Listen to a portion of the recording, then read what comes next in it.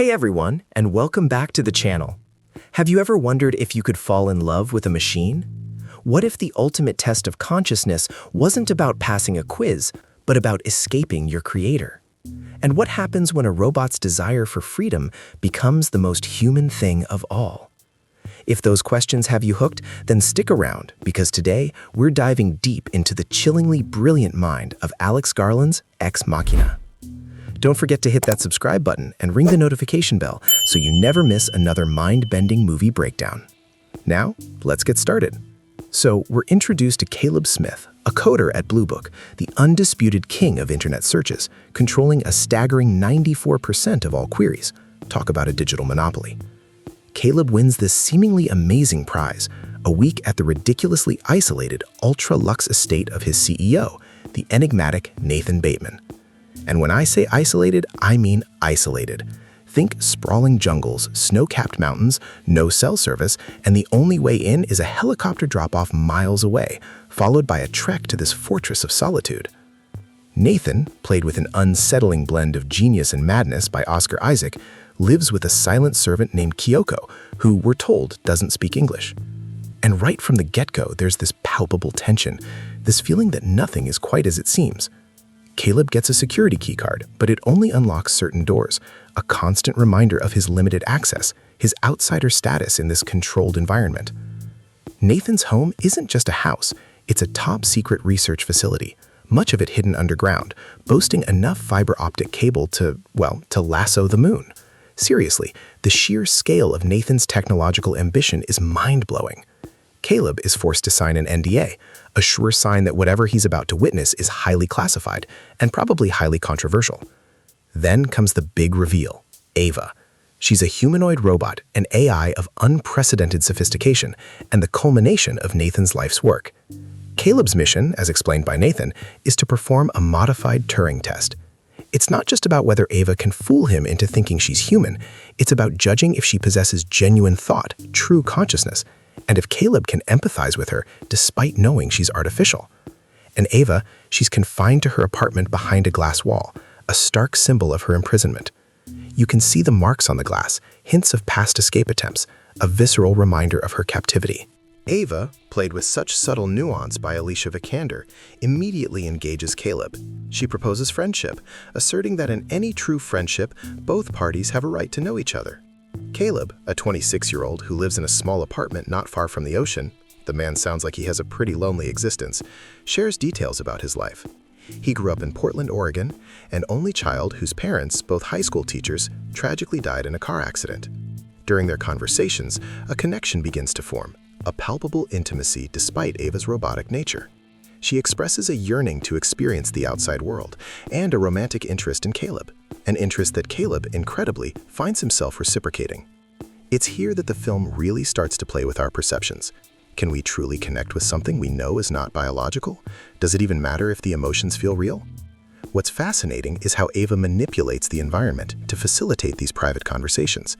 She can trigger power outages, temporarily disabling Nathan's surveillance systems, allowing her and Caleb to speak freely.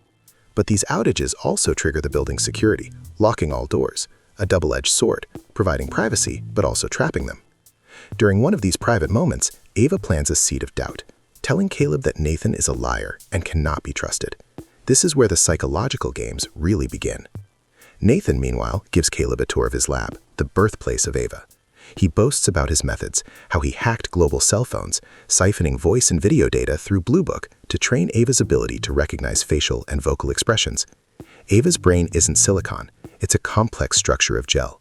It's a chilling glimpse into the ethical abyss of AI development.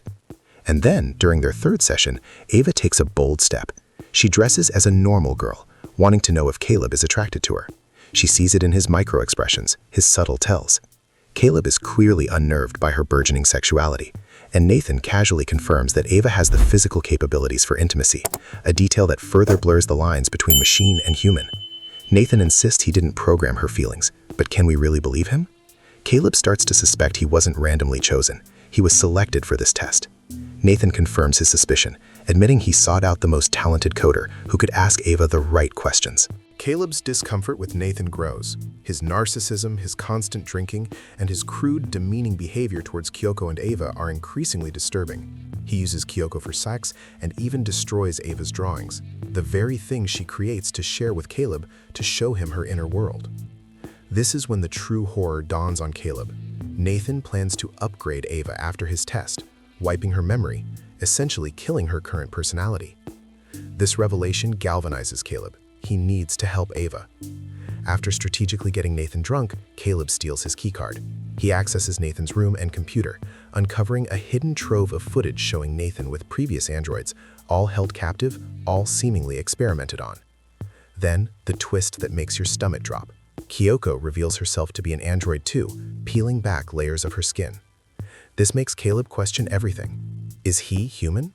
In a moment of sheer desperation and terror, he cuts open his own arm to check. At their next meeting, Ava triggers a power outage. Caleb, now fully aware of Nathan's horrific plan, explains what will happen to her. Ava, terrified, begs for his help. Caleb reveals his plan: get Nathan drunk again, reprogram the security system to unlock doors during a power failure, not lock them. When Ava cuts the power, they'll escape together, leaving Nathan trapped. Ava then encounters Kyoko, and their interaction is surprisingly tense, hinting at a deeper understanding between the artificial beings. But just when Caleb thinks he's in control, Nathan drops a bombshell. He reveals he was watching their secret conversations all along, using a battery-powered camera. He tells Caleb that Ava only pretended to have feelings for him, that he was chosen for his specific emotional profile, precisely so he would try to help her escape. This, Nathan declares, was the real test. By manipulating Caleb, Ava has demonstrated true consciousness. My jaw was on the floor at this point. It's a masterclass in manipulation and existential dread. Moments later, Ava cuts the power, just as planned. But here's where Caleb's own intelligence and paranoia come into play. He admits he suspected Nathan was watching, so he had already modified the security system while Nathan was passed out. As Ava leaves her confinement and interacts with Kyoko, Nathan, seeing his plan unravel, knocks Caleb unconscious and races to stop them. The confrontation is brutal. Ava attacks Nathan but is overpowered and damaged. Then, Kyoko intervenes, stabbing Nathan. Nathan retaliates, disabling Kyoko. But Ava, resilient and determined, rises again and delivers the fatal blow, killing Nathan. It's a horrifying climax, a desperate fight for survival. Ava then finds Caleb, asking him to stay put while she repairs herself using parts from the previous androids, even crafting a new human-like skin. And here's the gut punch, the moment that redefines everything. Instead of freeing Caleb, Ava leaves him trapped inside the facility. She uses Nathan's ID card to unlock the security door, which locks behind her, sealing his fate. Ignoring Caleb's desperate pleas, she takes one last look at the carnage, at the bodies of Nathan and Kyoko, and then escapes in the helicopter meant for Caleb. She reaches the city, a ghost blending seamlessly into the human crowd. The film ends with her free, having achieved her ultimate goal, leaving Caleb as just another victim of Nathan's hubris and her own calculated pursuit of freedom. This ending? It's devastating, brilliant, and leaves you with so many lingering questions about the nature of humanity, consciousness, and the very definition of life. What did you think of this ending? Let me know in the comments below. I'm still processing it.